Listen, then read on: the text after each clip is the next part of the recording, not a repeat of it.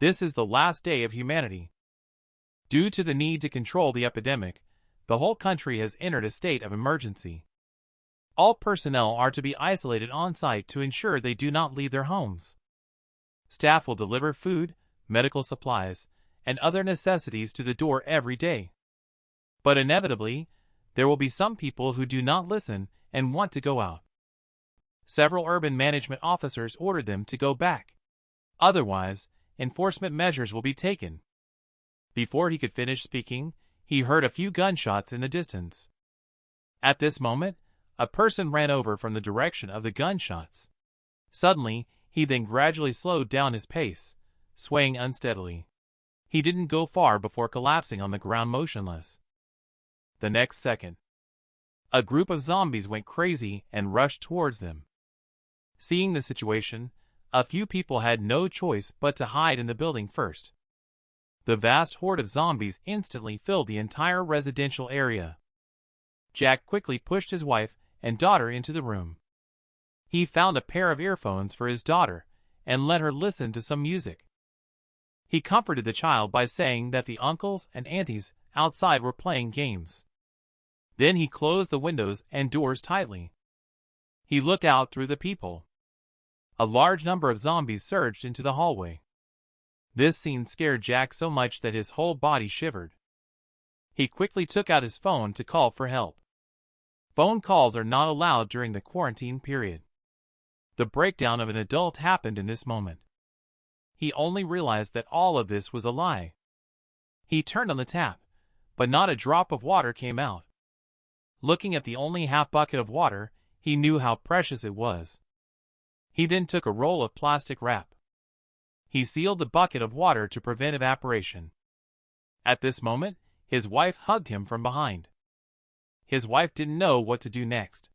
The child is still so young. The issue now is food and water. It may be more severe than the zombies outside. Jack has gathered all the supplies together.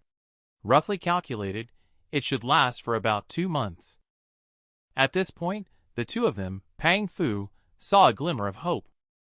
The soul of a zombie is like a walking corpse, wandering aimlessly. The shadow of death hangs over the land. No one is troubled by the trivialities of life. Only an infinite longing for life. As time passes day by day, food runs out. Driven by a strong survival instinct, even if there is a glimmer of hope left, they are willing to risk their lives to try. Some people also find solace in their suffering as if it were a game. This is a teenager thinking of a fun way to play. The two people twisted the rope into a lasso. He randomly lassoed a zombie. Levi, hurry and pull. Quick, look, he's still kicking his legs, ha ha. But before they could be happy, a mountain of zombie herds piled up. They climbed up along the anti-theft net. The so-called anti-theft net is not safe either. In no time, the zombie climbed into that room. His wife coldly exclaimed, "It serves you right." The daughter spoke hesitantly, saying she was thirsty. Jack found that there was not a drop of water left in the water dispenser. He managed to pour half a bottle of water from the base. The daughter is very well behaved. She wants her parents to drink first. Jack can only tell her that he and his mother have already drunk a lot.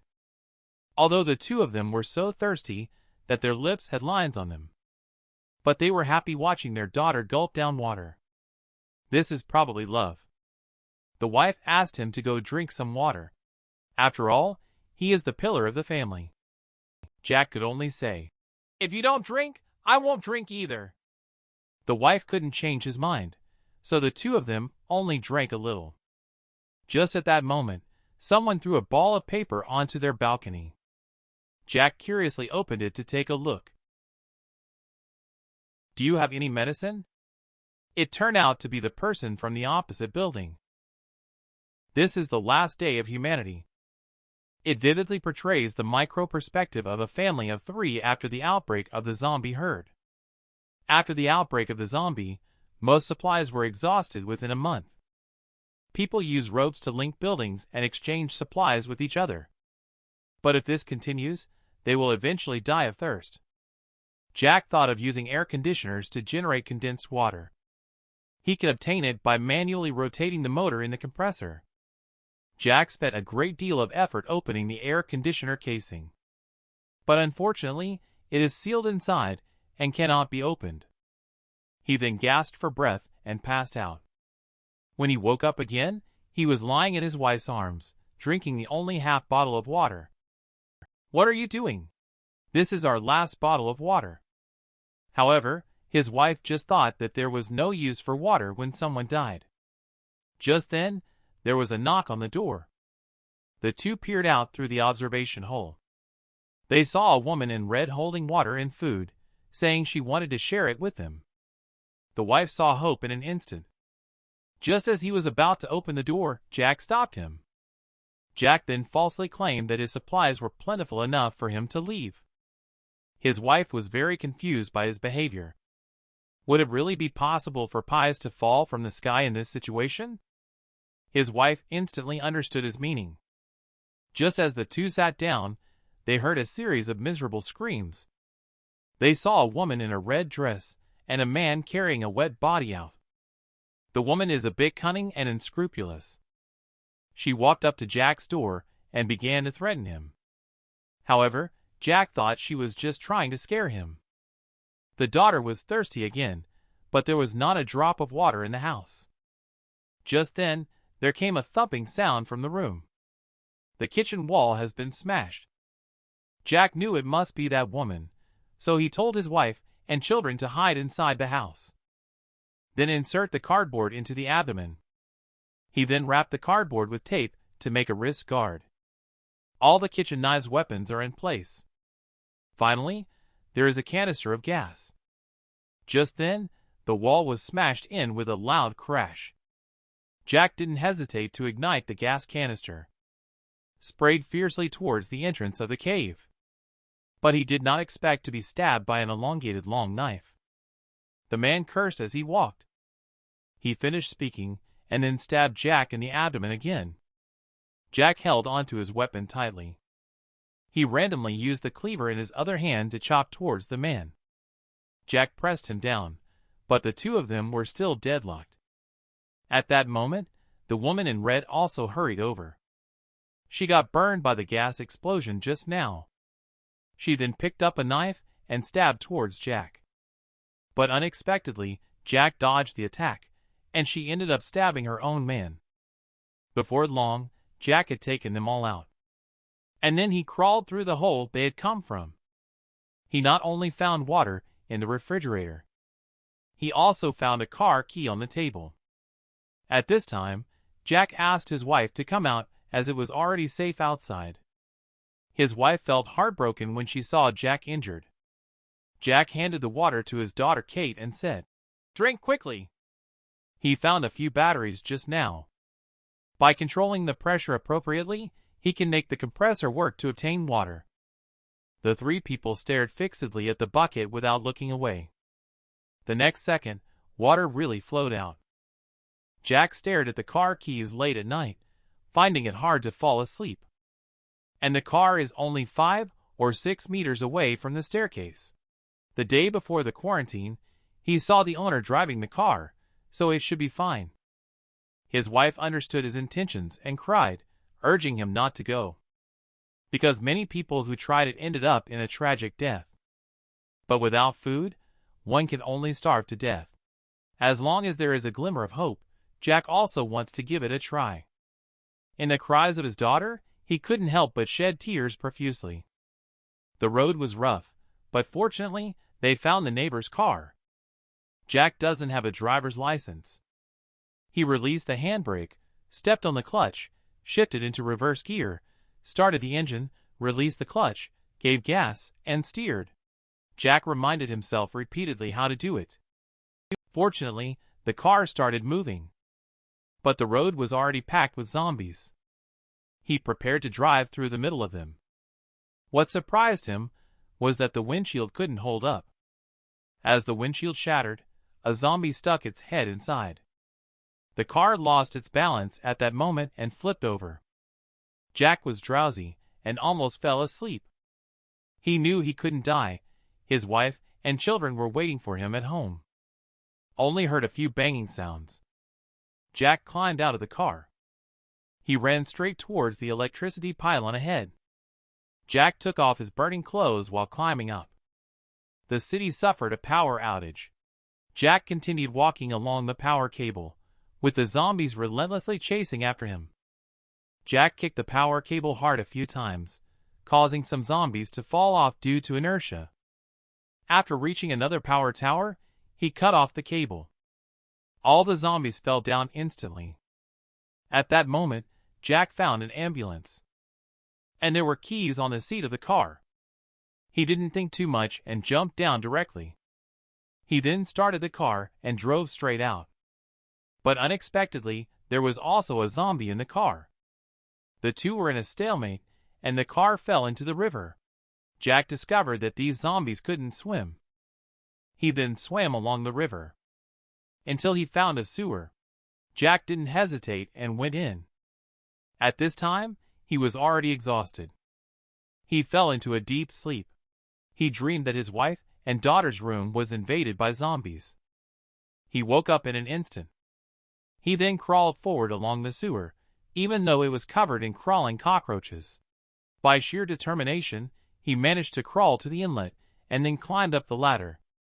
He opened the manhole cover and found a store. He didn't know how long he had waited until the zombies left before he crawled out. Shortly afterwards, he found a steel rod and prepared to pry open the door lock. He exerted a tremendous amount of effort and finally managed to open it. But what he didn't expect was that the store was already empty and had been ransacked. Jack searched the whole mall and found nothing. Just then, he noticed a hole in the wall not far away. Jack decided to take a chance and go in to see what was happening. As he went further in, he suddenly saw a little girl fetching water. Their eyes met in an instant. The little girl dropped the water bucket and ran away as fast as she could. Jack couldn't worry about it, picked up the water bucket and drank from it. At this moment, a person named Fatty walked over with a woman. The four of them looked at each other in surprise. Fatty saw the weapon in Jack's hand and claimed to be a good person. The little girl hid behind Jack and refused to go over. Jack noticed the girl's unusual behavior and realized that Fatty was up to no good. He then approached with the weapon. Fatty quickly opened the food cover, claiming that there was plenty of food for Jack to take and eat as he pleased. At this moment, the woman hoarsely explained that Fatty was a notorious scoundrel beyond redemption. He used sweet words to harm many people. Don't trust him. Jack quickly pointed his gun at Fatty's head. Unexpectedly, Fatty grabbed his wrist and swiftly took the gun away.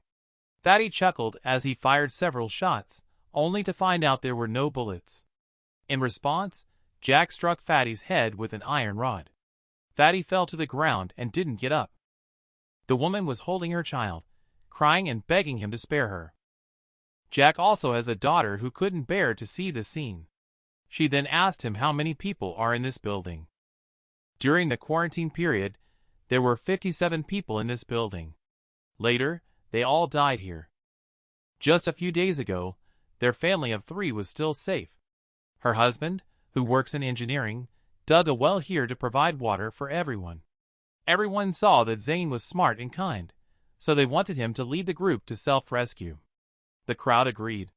The first thing they did was to break through the wall of the convenience store and distribute all the supplies in the store. Food was stored and distributed uniformly by Zion and Luna. Although the issue of food has been resolved, it is only temporary. Only through planting can the problem of food shortage be solved. They have underground water, so as long as the soil is transported to the rooftop, they can grow some crops. If everything goes smoothly, they will be able to solve the food problem in 3 months. Everyone also expressed their agreement one after another. They quickly turned the rooftop into farmland once they made the decision to do so. They watched the seedlings grow bigger day by day. Some people, unable to bear the hunger, pulled them out, stuffing their mouths with big bites. Zane punched him for not following the rules. But the person was too hungry, so even hitting him was useless. At this moment, the elderly couple found Zane and they had already distributed food according to the lowest standard, causing great resentment among everyone. And now, the current food supply can only last for another month. Zion asked him to recruit some young and strong individuals to maintain order. Otherwise, without mature potato seedlings, there will still be nothing to eat. Zane, however, believes that everyone has been neighbors for many years and are all good people. He thinks of another solution to the food problem. Unfortunately, their conversation was overheard clearly by Fatty, who was next to them. Fatty woke up a few brothers, who were planting crops, and falsely accused Zane and Zion of stealing food. The current stock can only last for another month. Several young people, after being deceived by his eloquent words, want to settle the score with him. Once this matter spread, everyone started pointing fingers at the elderly couple and wanted to check the inventory. This was originally a well-intentioned lie, just to prevent everyone from killing each other. But unexpectedly, under Fatty's inducement, everyone started fighting immediately, and it became a mess in an instant. Zane shouted to make everyone stop. He knew that these people just wanted to reclaim their own food. But they have to come up with a plan if they want to hit the rooftop potato seedlings.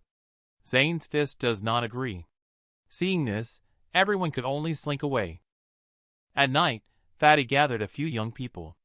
Fatty falsely accused Zane of embezzling food, leaving everyone no way out. The food distributed today can only last for a few days. Might as well do it once and for all and finish them all. Everyone remained silent. After all, they still had a trace of humanity. Moreover, with only a few of them, they had no chance of winning at all. But Fatty had already planned everything.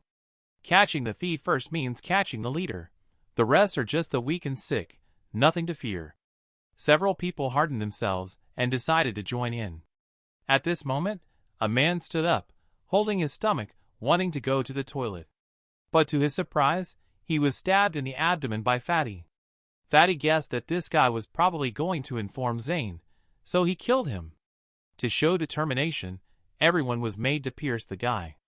Several people launched their actions under the cover of night.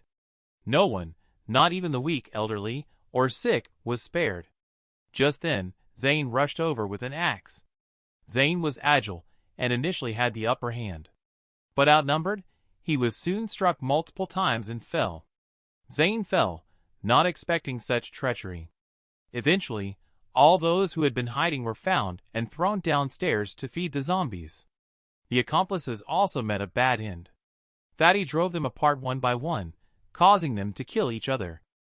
Only this blood-soaked Fatty has not been punished. Knowing all this, Jack's expression became serious. Then he took a mining lamp and went to the warehouse where Zane used to collect tools when he was alive. Jack found a short knife and a bundle of rope. He then securely tied up Fatty's hands and feet.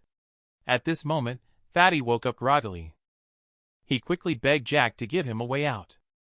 Jack ignored him and directly cut off a piece of cloth to stuff into his mouth. He then handed the iron rod to the little girl. He said that sparing Fatty's life would be useful. The little girl agreed without hesitation. The mother and daughter beat Fatty indiscriminately. Jack put some food into his backpack. He then looked meaningfully at the community outside. Jack inadvertently shed tears because that was his parents' home. The little girl asked him if he wanted to go find his mom and dad. Since the quarantine, they lost contact completely and had no idea about their situation. Besides, there was a daughter at home who needed to rush back once she got the food. Just at that moment, the little girl suddenly shouted, "Mom, don't!" Luckily, Jack dodged the attack. Then Jack grabbed the woman's neck, just as he was about to kill her with a knife. The little girl cried and begged him not to. Jack knew that if the woman died, the child would have a hard time surviving. He then slowly let go of her hand. He looked coldly at the other person. After the collapse of social order, are zombies more terrifying, or are people more terrifying? The woman suddenly fell to the ground and cried in pain. I have been through too much these days. She has lost all trust in humanity. Her husband's downfall was because of trusting others too much. Listening to her lament, Jack looked out the window at the night and said softly, "For a moment, I also had the thought of killing you all, but I chose to believe. Although it almost cost me a huge price, I do not regret it. In this world filled with the shadows of death, not letting the inner self bask in sunlight. Then what is the difference between us and those walking dead outside? Your husband must think the same way. They are saying this over there." Suddenly, a commotion was heard from across the street. Jack hurried to the window to look outside. He saw the rooftops of the two buildings opposite, now filled with two opposing forces. And at this moment, they were engaged in a fierce battle. The apocalypse is upon us. Zombies roam. Regular people are trapped in their homes. Each residential building has become a separate organization, like a small country. As the apocalypse descends and resources become scarce, people fight for every scrap of food and clean water.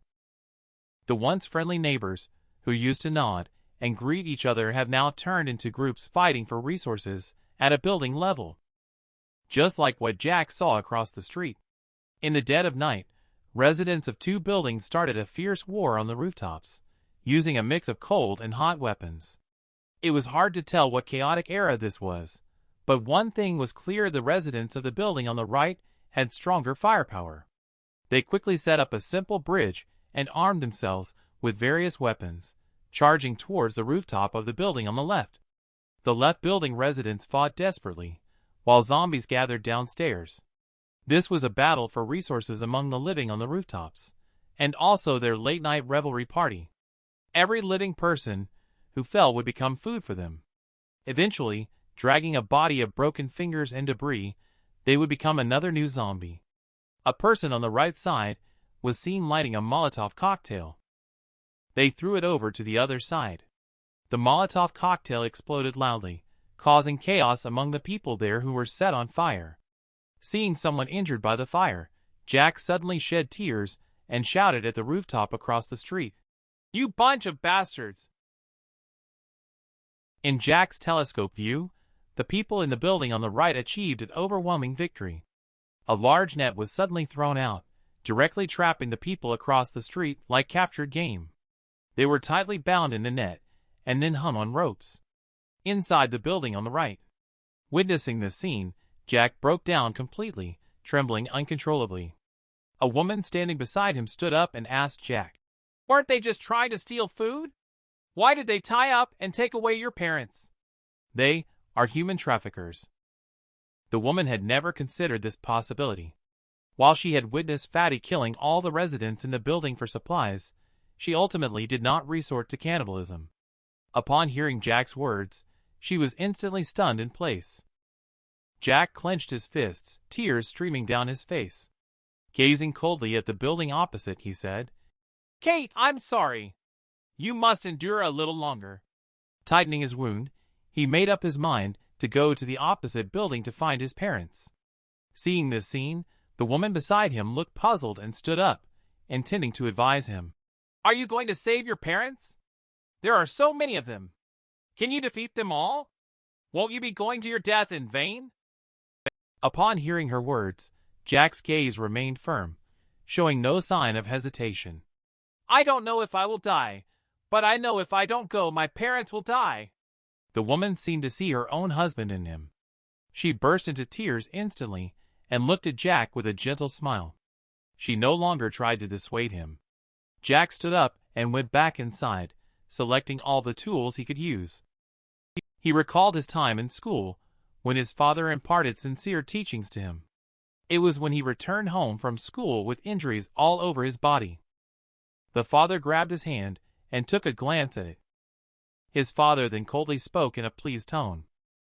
"Jack is not a real man if he doesn't stand up to pee. Men should be brave and courageous. You may not be able to beat others, but if you get hit, you must fight back." That day, he followed his father's teachings and hit back directly at the rich kid who was bullying him. However, this action brought retaliation from the other party's father. His usually quiet and reserved father stepped forward for him. His father directly knocked down all the hooligans with 3 punches and 2 kicks. His father beat them without giving them any chance to fight back. The father and son walked in the sunset on their way back home. They also had a new understanding of each other. "Dad, are you really so powerful? Can you teach me?" "Uh-huh. Dad was in the provincial boxing team when he was young. I see you have remarkable talent. You are a rare martial arts genius. Dad will reluctantly accept you as his student." The memories end here, like summer coming to an end. Jack finally finished packing all his belongings and turned to look at the building opposite. "Wait for me, Dad." Pay attention. The building below is surrounded by zombies. And this man is going to climb along the power line to the building opposite. He is going to rescue his parents who were taken as food. The fatty he didn't kill just now turned out to be useful. Jack pulled him out of the window.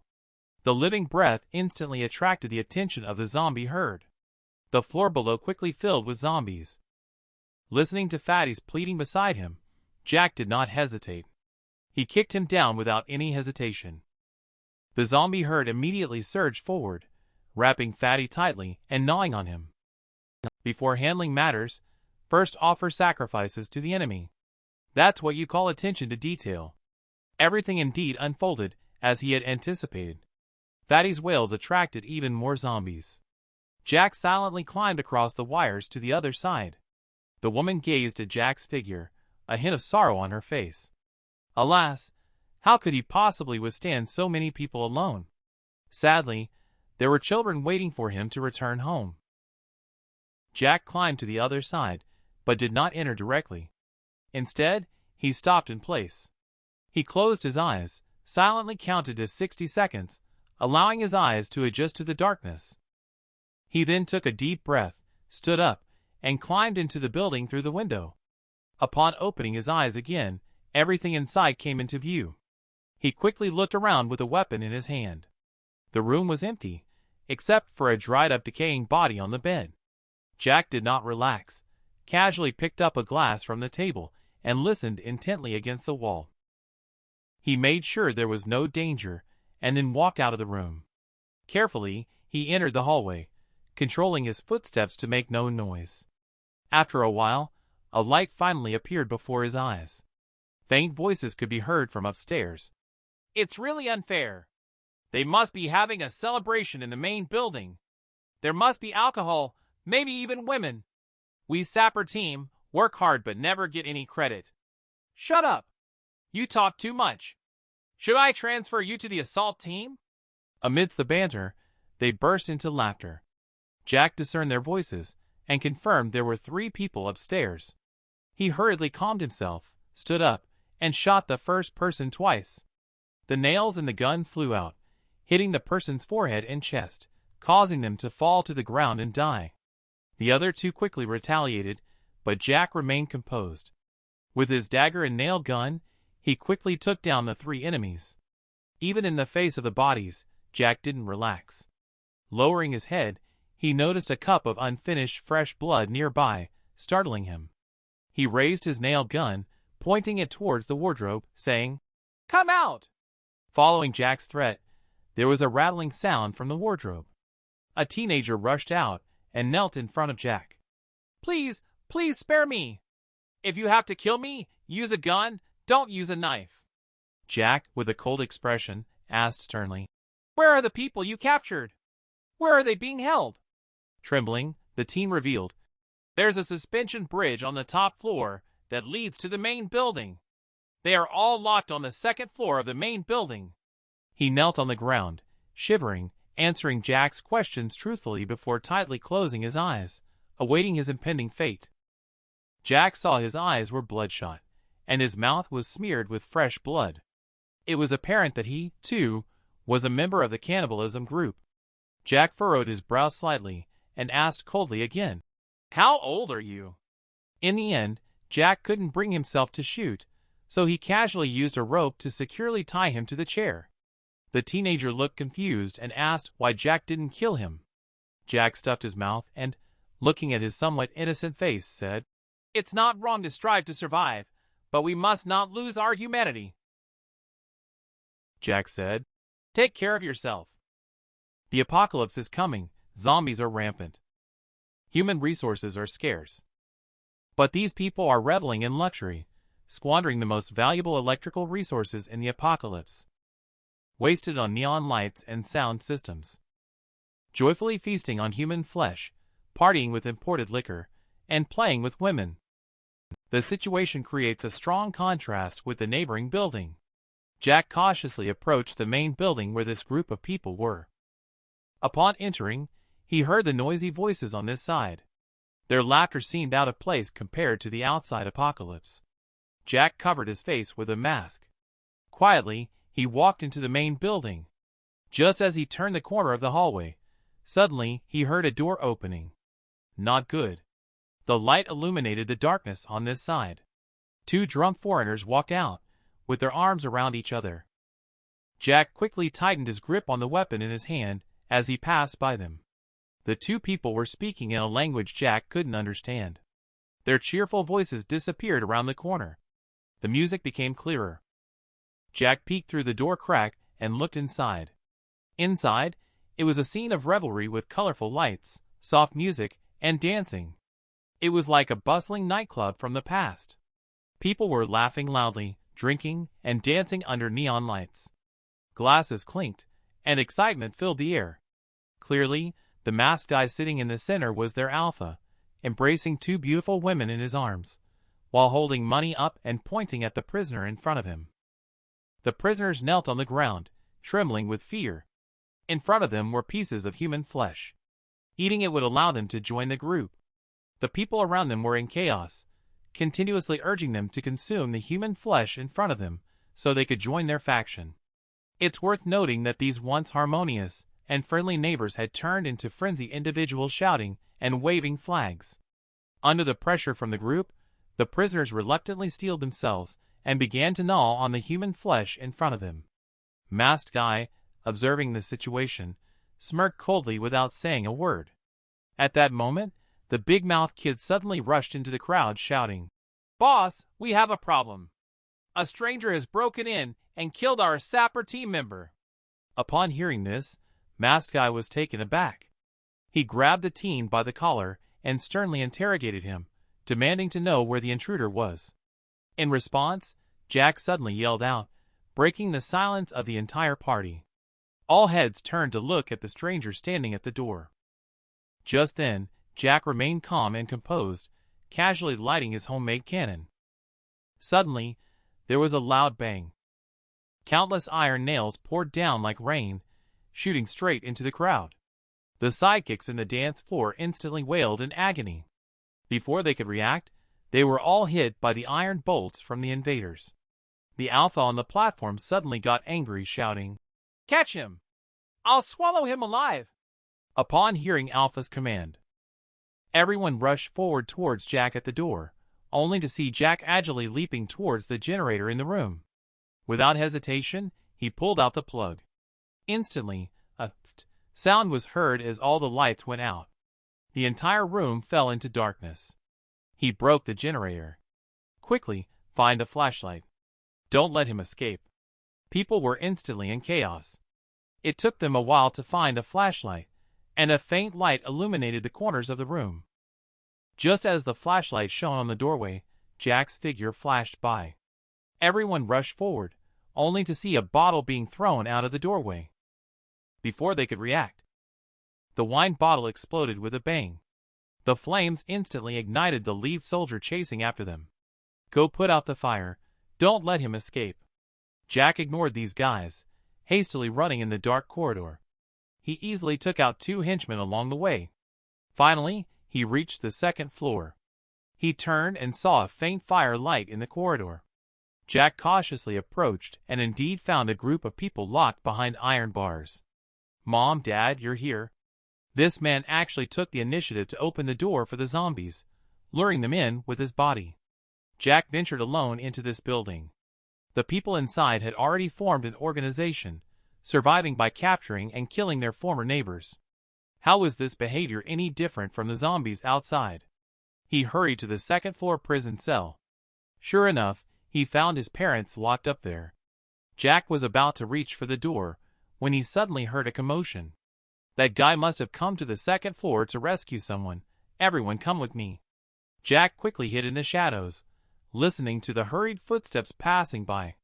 Sweat beaded on his forehead. No, there are too many of them. I can't handle them alone. Damn it. In despair, Jack suddenly had an idea. He quietly made his way to the first floor. He saw the residential gate surrounded tightly by zombies, banging on the iron gate with folded steel fans. This was the only way. He forced himself to calm down, approaching the iron gate with measured steps. Taking a deep breath, he raised his hand to slide the latch and kicked the door open. The zombies flooded in like a tide, roaring through the building. Jack decisively ran upstairs without hesitation. But as he turned a corner, he encountered the big-mouthed kid who was giving away their location. Jack immediately raised his nail gun, aiming straight for Teen's forehead. Teen screamed in an instant, raising his hands in anticipation of death. Jack watched him gasp for air, then retracted the nail gun, brushing past him in haste. Teen, bewildered, had no time to react before the zombie herd rushed upstairs. Seeing this, Teen quickly turned and ran, but others were not as lucky. In an instant, the entire building echoed with screams. Those chasing Jack were engulfed by the zombie herd, surrounded and torn apart by the zombies. Everyone, move away from the railing. The captives in the prison were terrified watching the zombies outside frantically tearing at each other. Jack's father quickly warned out loud. At this moment, being locked in the cell actually provided them with protection. Listening to the screams outside, they huddled in a corner, trembling in fear. Meanwhile, Jack slipped out of a window from an empty room. He walked along the wall towards the cell. Just as he arrived outside a room, the big-mouthed kid suddenly rushed to the window. He caught sight of Jack once again. The teen's face was full of embarrassment. But at this moment, the sound of the zombies' roar came from outside the door once again. It seemed about to break through the door. The teen was already in tears, pleading with Jack. Please save me, I know I was wrong. Jack remembered when he was betrayed by himself. He snorted coldly and skipped over it. Regardless of what you have been through, I gave you the choice. But you chose the path of harming others and yourself. I can save the person you are, but I can't save your soul, he heard Jack's rebuke. Teen immediately roared angrily. Who do you think you are, the savior? Get lost, I don't need you to save me, I'm not afraid of death, he said. As he spoke, he lay by the window and cried loudly. Jack, who was walking away, turned around and yelled at him. If you're not afraid of death, why are you crying here? The strong wind blew sand into my eyes. Why do you care? The sound of Teen's crying echoed in Jack's ears. He stood still for a moment before returning to the window.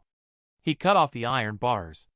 Teen immediately stopped crying, looking at him with suspicion. Jack pulled back the iron bars and angrily shouted at Teen again. Don't let me see you again, or I will kill you myself. After saying that, he ignored the other person and walked step by step towards the direction of the prison cell. Mom and Dad, I'm here to rescue you.